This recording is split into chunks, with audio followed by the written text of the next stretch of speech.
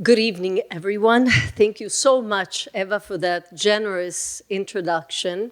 And thank you so much for everyone for being here. It is such a pleasure to be in this beautiful building. It's my first time, and it really is gorgeous. So I will be sharing with you the result of some of my work that pertains to the question of the blood libel, and it's based largely on my book, Legacy of Blood. I guess that in general, my goal today is to explore the question of persistence and permutation of the blood libel, that is, as Eva mentioned, the false accusation that goes back to the Middle Ages, according to which Jews kill Christian children to use their blood for ritual purposes. And in a way, I think that this accusation is closely connected to the accusation of deicide. So it is, in a way, it is the reenacting of the killing of Christ. So what I will be doing is I would like to consider the persistence and the permutation of this accusation in the context of modern Eastern Europe. And by modern Eastern Europe, I really will be focusing on Ukraine and Belarus during the interwar period and the territories that were under the Soviet Union. And I will also try to trace this permutation in the context of World War II and the Holocaust, and then finally touch upon the post-war period. But before I begin, I just want to kind of introduce visually the topic. Okay, this you're familiar with this. I'm sure that Magda Teter has, dwelled on some of these engravings. But I want to introduce a topic and make an observation. So I want to visually introduce a topic by showing you this painting about ritual murder that captures one of the modern permutations of the accusation's script, whereby it is not a child who is being murdered in one of the modern permutations, but it is a young woman, as you can see here. This is a painting that was commissioned by a Russian aristocrat in 1898 and was publicly shown in St. Petersburg in 1914. It was recently discovered in London. And I think that what is conveyed here is, in a way, the fear, the anxiety of the Slavic people depicted through this woman, and this fear and anxiety about the presence, the Jewish presence, materializes through the ritual murder of this young woman. So this is, by the way, this is a massive painting, 5 meters by 8. And here you see a group of dreadful Jews who look like vampires, right? They're mostly religious Jewish men. They could be rabbis. And they're carrying out this ritual murder by drawing the young woman's blood with a number of sharp instruments, including their teeth. And the blood libel narrative, in a way, is further modernized by the addition of an obviously sexual subtext, so that the naked prey is not only murdered through torture and the drawing of the blood, but she also appears to be, in a way, the potential victim of rape. So the ritual murder becomes sexual murder. So I'm just introducing the topic of permutation and change. This is painting based on the well-known Elissa Affair that I am sure that Hillel Kival touched upon in his talk. So I won't go into it. I just wanted to introduce the topic of change, permutation. So the observation that I want to make pertains to the Soviet context, so the interwar period, and I think it is necessary to make this observation in order to appreciate the question of change and permutation underwent by the accusation. So with few exceptions, under the Soviet regime, and I'm showing you here the so-called Pale of Settlement, these territories will become, most of these territories where the majority of Jews lived, will become part of the Soviet Union, Soviet Ukraine, and Soviet Belarus that came under the Soviet Union after 1917. So, with few exceptions, I would say that under the Soviet regime, the blood libel did not dovetail, was not connected in any way with anti-Jewish violence. It did not dovetail with the pogrom, as it often did under the Tsar. And at least during the 1920s and 1930s, public attacks and displays of violence against Jews were not tolerated within the context of Soviet society, so in Soviet Belarus and Soviet Ukraine. This attitude on the part of Soviet authorities grows out of the Soviet campaigns against anti-Semitism. The fact that the Soviet Union rejected anti-Semitism, the campaigns were launched in 1918 by Lenin himself and were celebrated on paper at least until World War II. This, this rejection of anti-Semitism has nothing to do with philo-Semitism. It is only to make a political statement about breaking away from Tsarist legacy, right? Under the Tsar, there was a cultural acceptance of anti-Semitism. So claims of Jewish ritual murder in the Soviet Union did take place. And they were followed by criminal investigations. But those who were arrested were those who made the claim. Unlike most places in Eastern Europe, for example, in interwar Poland, we have several cases in which Jews are arrested. There's a claim of ritual murder and Jews are arrested. They might then afterwards be released from prison, but they are arrested. So we don't have anything like this in the Soviet Union.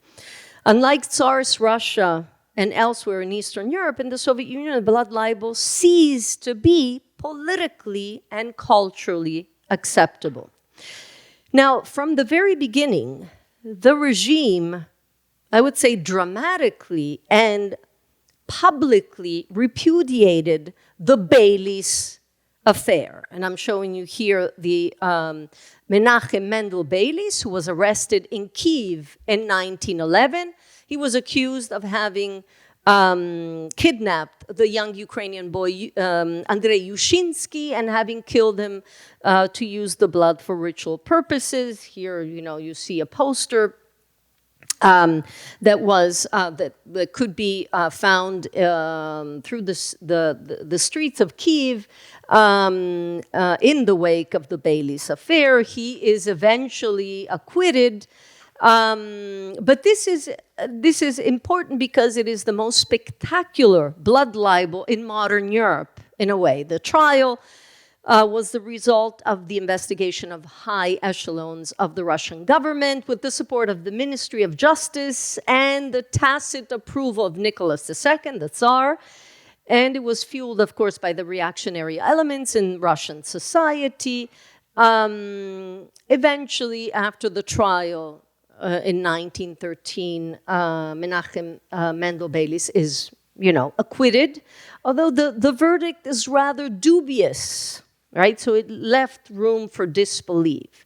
But what I want to get at is that in an event of great symbolic significance, the Soviet authorities tried and executed the major figures involved in the Beilis trial. In 1922, for example, the chief prosecutor, Oskar Wipper, is arrested. Here, the transcript of the trial that I found in the archives. He is arrested and he will be,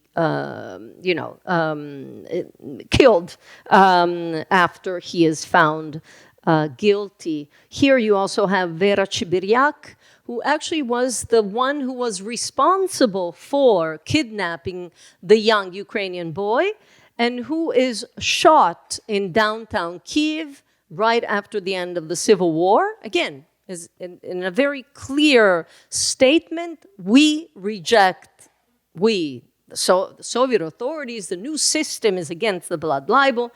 And so she is shot in downtown Kyiv. Here, I just wanted to show you, two quotes that are rather interesting. One is by Benderi, who was a conservative Russian thinker in 1904. The perils with the Jews who drink our children's blood. Jews poison our youth with foul and pernicious ideas, blah, blah, blah. In 1918, Lenin, during the past few years, the persecution of the Jews has assumed incredible dimensions. It is sufficient to recall the pogroms and the Beilis case. So the Beilis case is really important. However, despite this commitment to uproot, you can hear me, right? Yes. Uproot anti-Semitism, and with it, the blood libel in the Soviet Union, there were several accusations against Jews that did take place.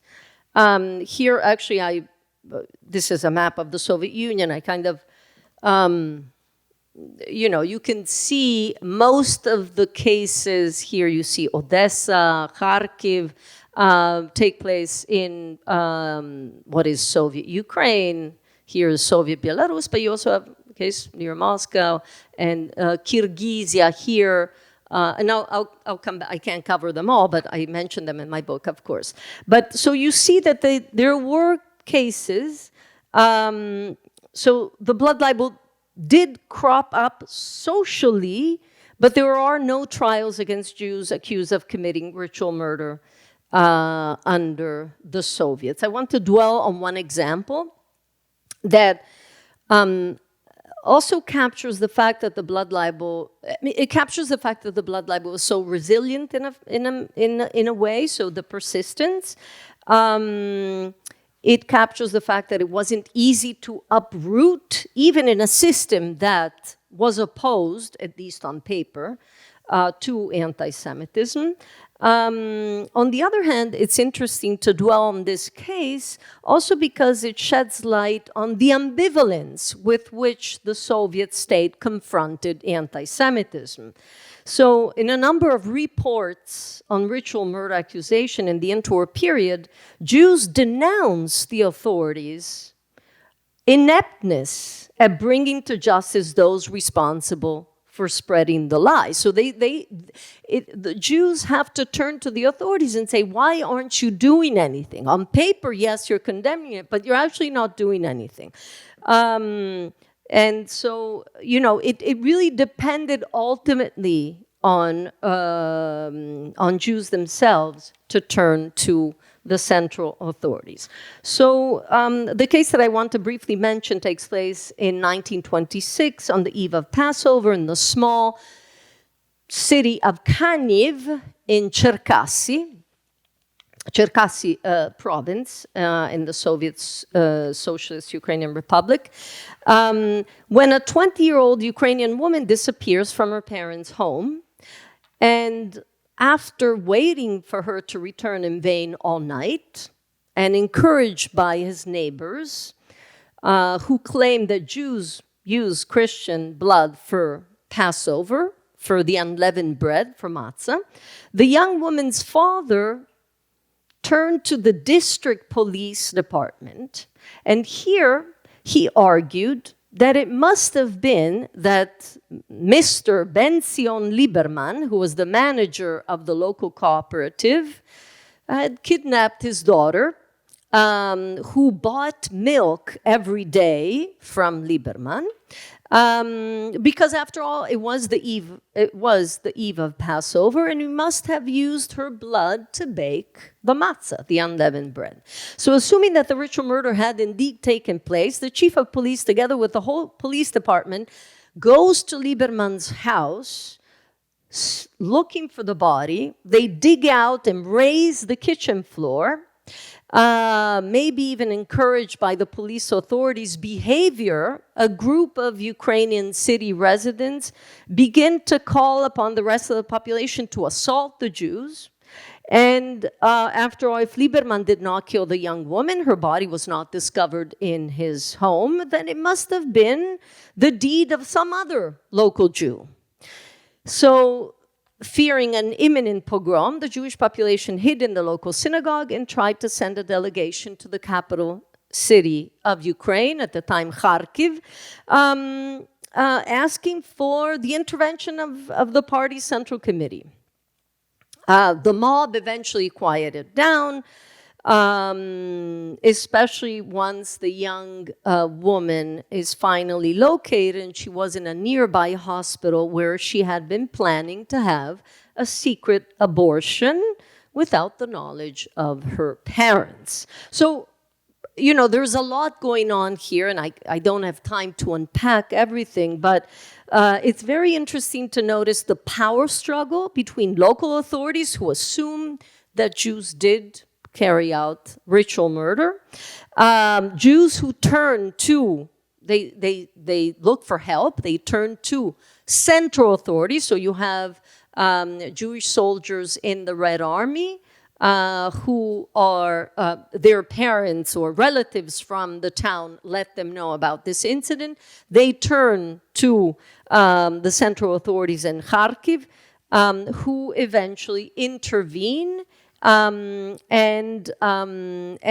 you know, there's an investigative commission that dismisses the chief of police from his position, organizes a trial against him, and eventually he is sentenced to prison, together with the father of the young woman, because he made the accusation of ritual murder. So, this is just one case that I wanted to share with you. But in general, the Bolsheviks exhibited an impressive resolve in stomping out the blood libel and prosecuted those who resorted to the accusation. So those who made the accusation, and here I have some quotes that are interesting. These people who made the accusation in the Russian city of Tula, in the Ukrainian city of Poltava, in the Belarusian city of Minsk, were actually arrested for simply for making the accusation. If there was the intervention of central authorities. So one more thing before I turn to the period of World War II and the Holocaust. In my work, I try to explain why this endurance and why the permutation of the ritual murder in Soviet society. And, there's a lot to say about that, but the occurrence of blood libel, I think, captures also some aspects of the nature of the Bolshevik experiment itself, and becomes in a way an indicator of the limits of the Soviet attempt to modernize and secularize society by force and intense speed. So what I found most interesting is that the intensity of anti-religious propaganda promoted by the state, which did not single out Judaism, but it was, anti-religious propaganda, was against Christianity, was against Islam. Everyone was equal.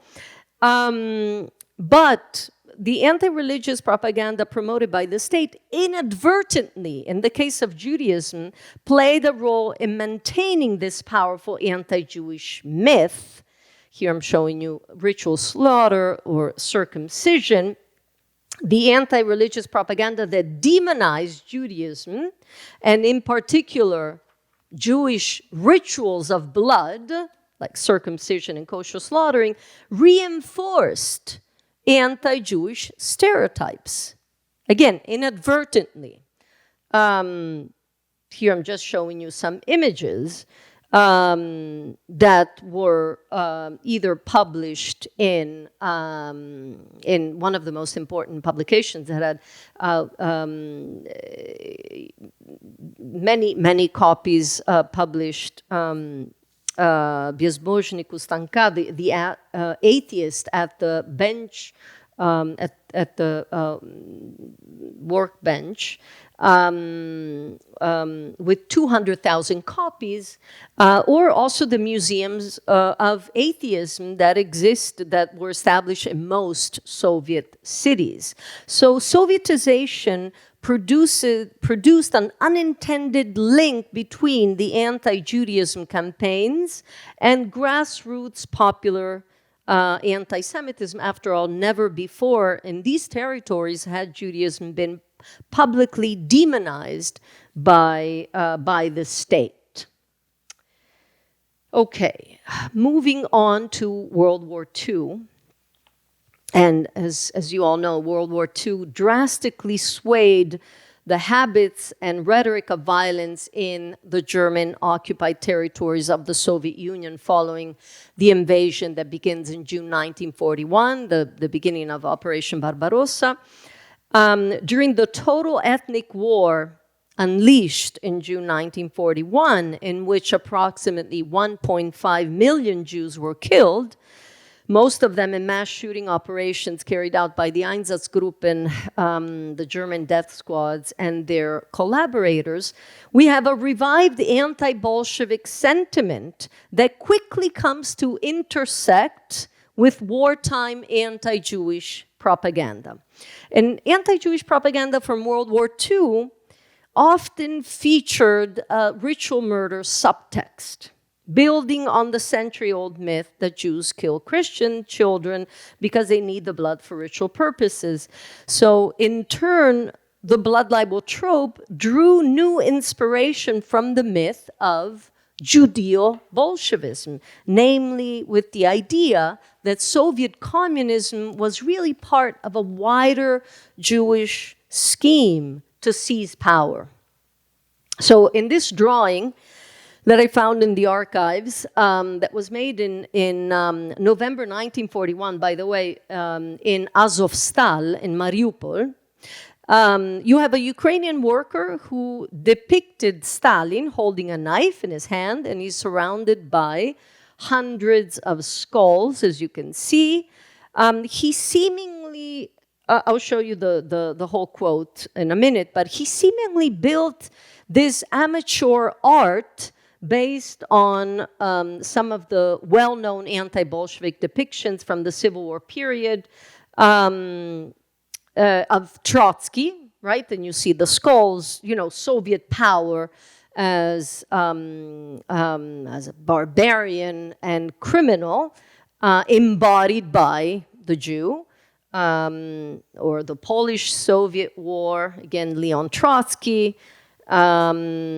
And this one also is kind of interesting, more original, not as well known. Also, again, blood, you can see the blood and the bodies and the skulls as well. So this, and this one as well, that maybe some of you have seen, but this really is Judeo-Bolshevism. So this amateur art, and here you can see the quote,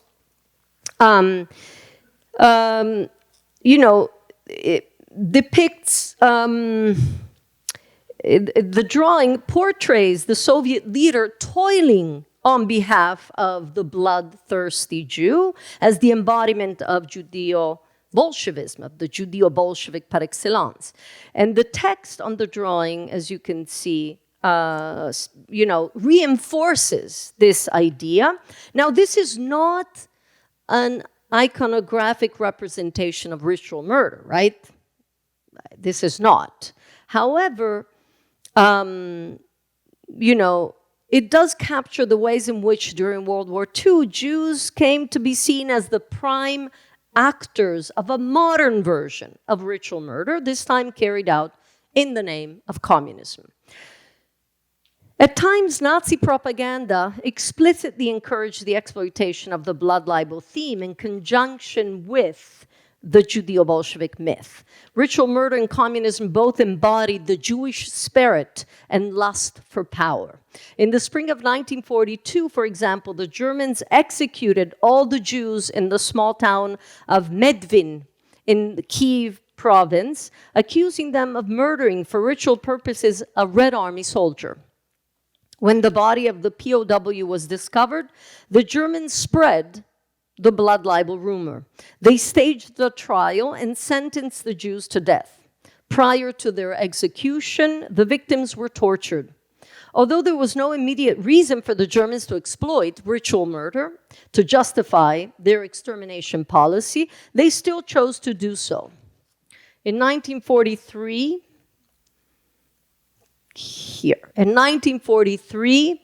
a book on the blood libel entitled Jüdische Ritualmord, or Jewish Ritual Murder, was published and distributed throughout German-occupied Soviet territories. The Nazi Party member Helmut Schramm wrote it to promote anti-Bolshevik propaganda and in a way stimulate anti-Semitism among those handling the Jewish question. And here you see the words of Johann von Leer, who was a prominent Third Reich ideologue and a professor known for his expertise on the Jewish question. The Ukrainian language newspapers published under German occupation can also provide an example of how the blood libel theme was exploited during the war. The August 1943 issue of a Kyiv-published newspaper featured a detailed analysis of the murder of Tsar Nicholas II and his family. Published on the 25th anniversary of the massacre at Yekaterinburg, as you know, the publication stated, and entitled The Jew's Right Hand, the account presented the assassination of the Tsar's family as a ritual murder carried out by Jewish Bolsheviks. And here, you know, you have, you can read, you know, the quote from this publication from 1943, the execution of the royal family can be unmistakably described as a Jewish ritual performance. Just to be clear, the order to execute the Romanov family came directly from Lenin, but the telegram from Moscow with the directive was indeed signed by Sverdlov, who was Jewish or of Jewish background, and who in 1918 was chairman of the Central Executive Committee of the Congress of the Soviet. However, you know, we don't know, I mean, most of the people, based on the archival evidence, most of those who were present at the execution were definitely not of Jewish background. What is interesting is, that I found very interesting, is that ritual murder accusations turned up even in those regions, such as Central Asia, that did not come under German military occupation and were thus removed from wartime propaganda.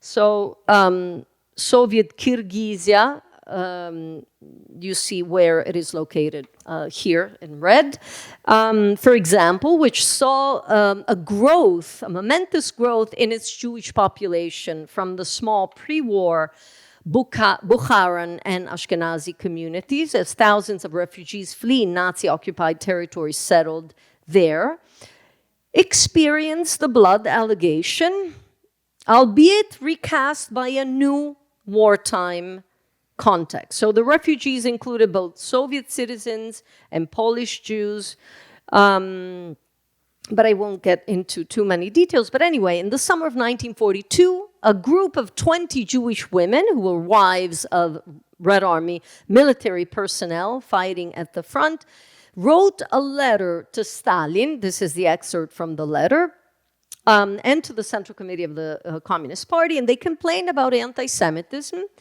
in a few cities in Kyrgyzia, including Tokmak and Frunze.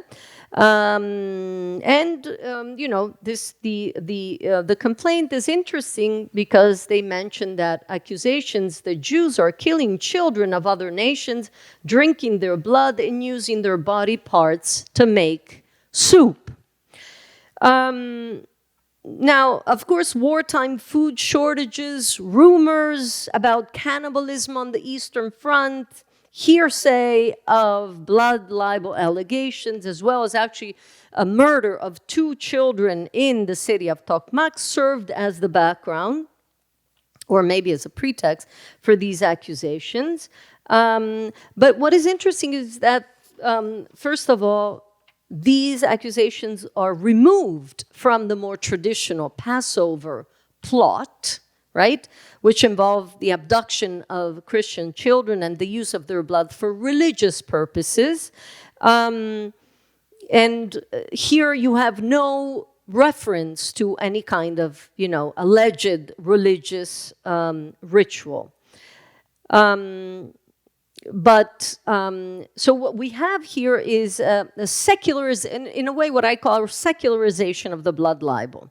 The food containing human flesh and blood replaces the matzah, the unleavened bread, in a murder that is no longer necessarily ritual in nature, but is merely predatory. And it turns into cannibalism, right? I mean, the context, again, is important, but it's interesting to see how the context of war influenced the change in the script. Now, let me dwell on, how am I doing with time? Eva, I'm okay? I'm okay. Okay, good. So let me dwell on another case, a case study that allows us again to zoom in on the impact of the war on the permutation of the blood libel narrative. We are in the summer of 1945. Here, this is not the summer, well, yeah, the city of, where is it? Lviv today, in Kyiv, in Ukraine. So we are in the beautiful city of Lviv in western Poland that will become part of Ukraine once it is liberated from the Germans and incorporated by the Soviets into the Ukrainian Soviet Socialist Republic. And it becomes an arena of a ritual murder accusation against the Jews. According to the allegations, local Jews had kidnapped Polish and Ukrainian children, murdered them, and hidden their corpses within the confines of one of the local synagogues on Vuhilna Street, which is still standing, one of the only buildings that is still standing, meaning synagogues or Jewish buildings in Lviv. And instigated by the rumors, a crowd of 400 people gathered in the marketplace, the Krakowski marketplace near the synagogue. And there was a lot of commotion. There was even a number of instances of physical attacks against the Jews, local Jews, Jews who were there. There were, there was pogrom talk. Let's organize a pogrom against the Jews because they've killed our children. Statements of disappointment that Hitler had not come to Lviv, or Lvov, 20 years earlier, which would have prevented the Jews from killing all these children. Again, this is 1945.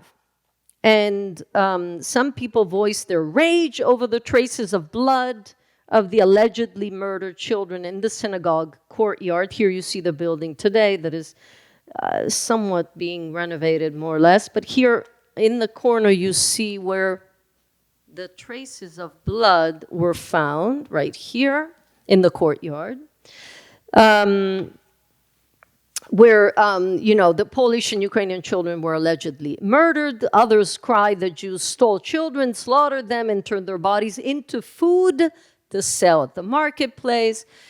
And what is interesting is that without the prompt intervention of the city police, these accusations most likely would have spiraled into a pogrom, as anti-Jewish violence triggered by blood libel murder, by blood libel rumors had become a relatively common feature in the post-war Eastern European landscape immediately following the defeat of the Germans and the establishment of Soviet power. Instances of anti-Jewish violence that were triggered by false blood accusations occurred in a dozen Polish cities from 1945 to 1946. The first one took place in Krakow on August 11, 1945, when Jews were accused of abducting and murdering 13 Christian children. Of course, you have the well-known case of Kielce, the Kielce pogrom, which is also July 4th, 1946, also ignited by a ritual murder accusation. But in Lviv, you don't have the pogrom because the Soviets intervene, the authorities intervene immediately and put an end or prevent the violence from erupting. I want to, shed light on a few things that are interesting here. The events in Lviv confirm the changes that occurred in the allegation itself.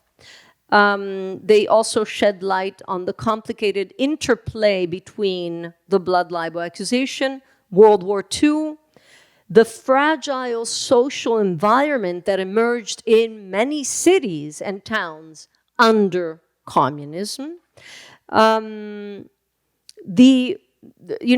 to give you a little more context, this ritual murder accusation erupted in the summer of 1945 in the wake of the return of hundreds of Jewish refugees, most of them Polish Jews who had evacuated to Central Asia during the war and who sought repatriation to Poland in 1945.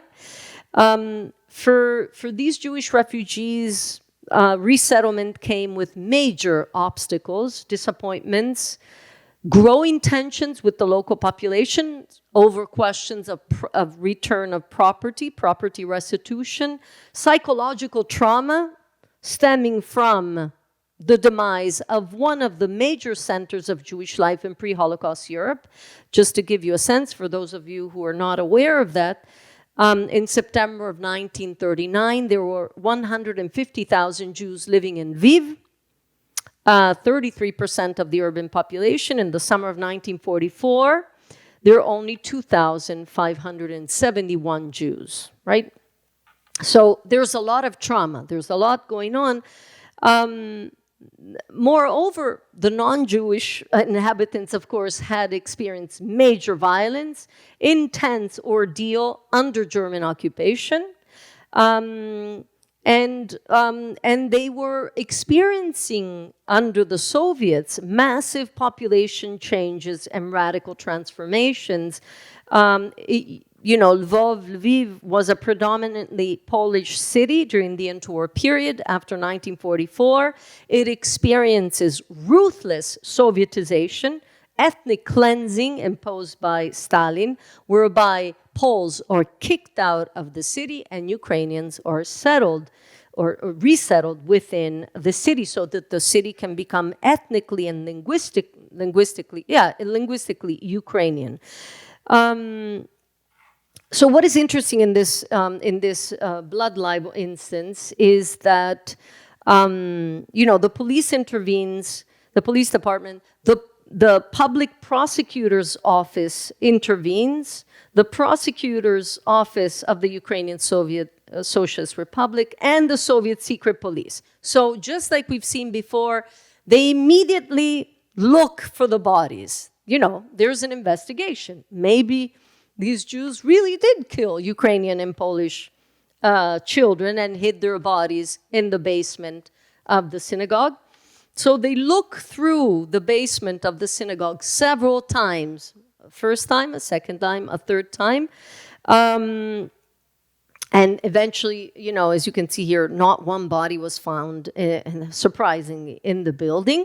But what the police found, they found large quantities of chicken feathers and traces of blood, chicken blood, right? From the poultry that had been slaughtered according to the Jewish ritual in the synagogue courtyard. So that's interesting, right? That there is that, again, that connection with, other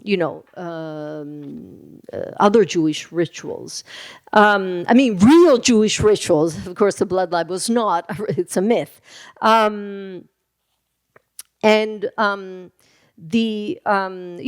won't get into the, all of the details, but we do also have the comments that were made by those who were eventually arrested. A Polish woman who declared that the bodies of Polish children were found with slit throats in the synagogue, regardless of what the police said. Poles hid you from the Germans and you killed Polish children. So there's a lot of emotions, resentment, anxiety, according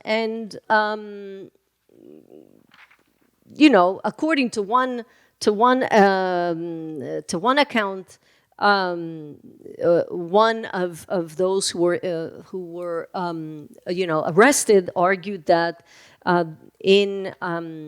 at least 600 children had been killed by the Jewish refugees, and their bodies, the remains of their bodies, were, regardless of what the police said, they were in the building. Soviet authorities proceeded with a criminal case against those responsible for rousing national hatred. And especially one individual he was considered more responsible than others. 25-year-old Ivan Fedak, who had worked for the Germans from 1941 until the Soviets liberated the city. And he served in the police force in Lviv. And he had also served in the SS division Halichina. So he was a collaborator, and so he is found guilty. He's arrested, and together with 5 other defendants, they are all sentenced to 2 years in prison for making, these accusations.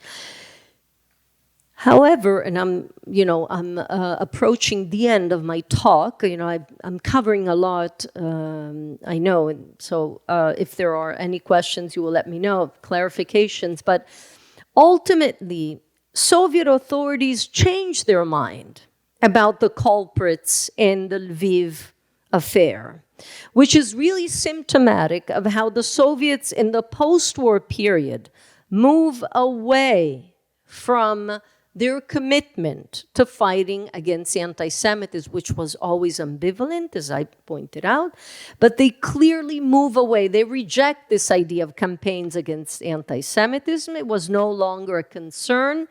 And actually, as we know, the Soviet state that came to encourage anti-Semitism in the post-war period. By April 1946, less than 1 year after their arrest, the new head of the prosecutor's office released them for ostensible lack of evidence. And even though Fedak, the Ivan Fedak, who I mentioned earlier, had actively collaborated with the Germans in killing Jews and undermined Soviet power, the follow-up investigation of late 1946 took his words at face value. He was not guilty of instigating national hatred against the Jewish people and participating in the ritual murder accusation because, as he claimed, he was not at the site of the incident when it happened. Quote, during that day, at that time, I was in one of the restaurants in the city of Lviv. I even left my watch with the manager, he asserted with confidence. This, again, is from the archives in Lviv, from the prosecutor's office. So the way in which Soviet authorities quickly revised their approach to the crime was a strong sign of the times. By late 1946, the Soviets showed little interest in the subject of Nazi collaboration, anti-Semitism, or in stomping out ritual murder and prosecuting those who engaged in the accusation. The Doctor's Plot of 1946, the alleged conspiracy of Soviet doctors, almost all of whom happened to be Jewish, the conspiracy to murder government and party officials, which was referred to, by the way, as the Beilis case of the atomic age. From below, I wouldn't say that Stalin launched the Doctor's Plot having the ritual murder narrative in mind, but from below, it was interpreted as a new version of the blood libel. And here I'm just showing you a few quotes from some of the correspondence that I found. This is actually from Moscow and from Vilnius. The Israelites want to kill us. Have you read the newspapers? Did you see what is happening in Moscow? Did you see what a group of Jewish doctors did and what they could still do? How many powerful people they have killed and how many more they will kill? If it depended on me, I'd hang them all. So, okay, just to conclude, we tend to associate the blood libel with the Middle Ages, right? How was it then possible that this false accusation persisted for so long, and still persists, we could say, undergoing changes over time and in specific context? So a historian who was very, influenced me very much with his work, Jonathan Frankel, has reminded us that this is not the right question to ask, right? How is it possible that this false accusation persisted for so long is not the right question to ask. And he criticized the conventional wisdom among historians to focus on the gradual marginalization of the ritual murder charge over the span of the last 350 years as essentially flawed. And instead, he affirmed the importance of seeing, identifying the extraordinary vitality of this false myth in modern times and in contemporary times. He argued in favor of investigating ritual murder in the context of the modern Jewish experience as a byproduct of modernization, as the outgrowth of the dark side of modern times. And if the irrational is an essential ingredient of modernization, as Frankel argued, then the blood libel could surely become a factor in the hyper-rational, modern, atheistic societies that the Nazis and the Bolsheviks strove to create. Thank you.